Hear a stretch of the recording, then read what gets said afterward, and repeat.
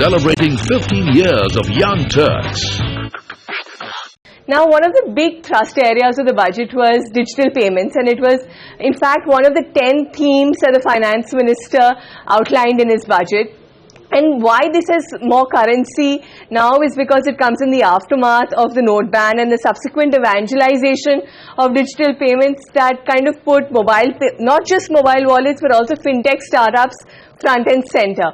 So let me start this conversation with you, Sharad. What did you make of some of the key announcements with regards to digital payments? And just for our viewers, I'm going to highlight two of these. One was that the BHIM app, which they're looking to target around 2,005 crore digital transactions through that platform with BHIM and UPI, that is.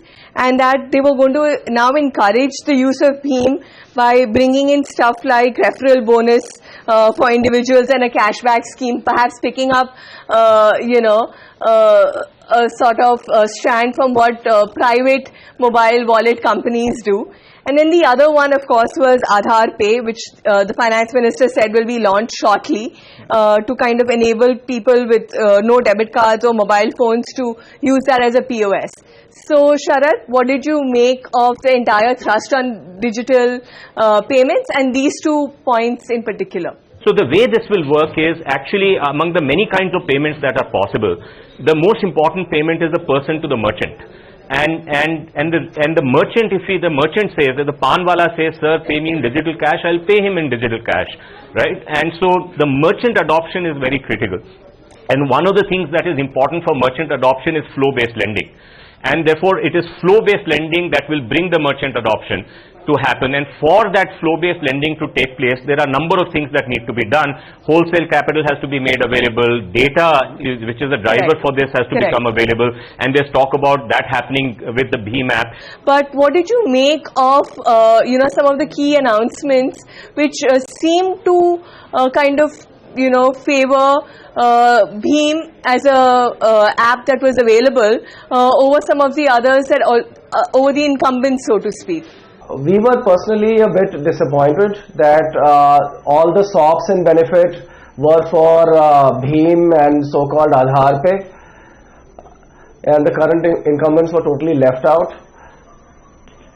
Yeah, but ultimately it's a level playing field. We welcome the Government of India's agenda, and especially the 25,000 crores worth of payments from the government side will be done digitally this year. How would you as MobiKwik wish to target that pool? So clearly it seems as if it will be a tightrope walk between what the government would want to push into BHIM, which in our conversation earlier, you mentioned that it appeared as if it was the beginning of a new public service utility of the government, and how a company like yours might be able to actually evangelize and pick up some of the business that will come out of the 2,500 crores worth of transactions that the government is looking to do through the digital platform. Look, we are currently working in almost 30 towns and cities of India, with a manpower footprint of around 2,500 people, and still, as per Sharad's definition, maybe we are in just touching tier 2, the India 2 stack maybe. And if you look at it, if folks who have executed businesses, the moment you start targeting India 2 and India 3, it doesn't mean that your cost of acquisition and the lifetime value of a customer increases humongously. We are working with tolls across the country, and in some places even 2G doesn't work, forget 3G and 4G. Hopefully now, the 100,000, the 10,000 crores that want to be invested into BharatNet, hopefully that will solve some of the issues as far as connectivity is concerned. But I want Sharad to weigh in here on some of the points that Vineet is bringing up from just purely a business point of view. How do you see this fine balance between the government really putting its weight behind BHIM and on the other side we have the Paytms, MobiKwiks, Oxygens of the world that have actually put in the last 5-6 years into building up any sort of rudimentary ecosystem in digital payments that we can speak of?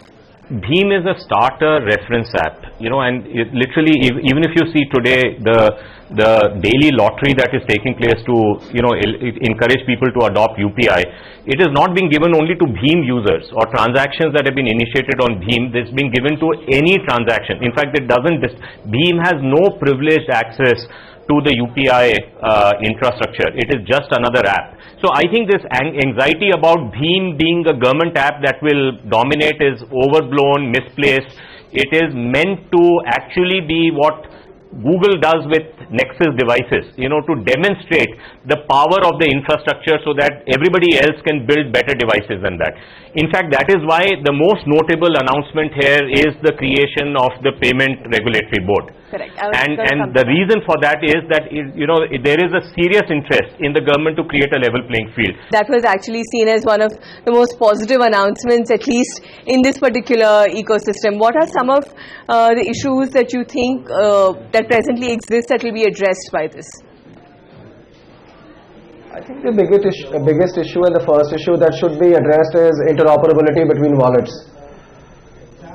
I think that will be a huge shot in arm and increase our use case and user experience tremendously. All right. On that note, we'll take a break, but stay with us because we'll be taking wrap-up comments from all our guests and finding out what they want to see happen in the rest of 2017. Celebrating 15 years of Young Turks.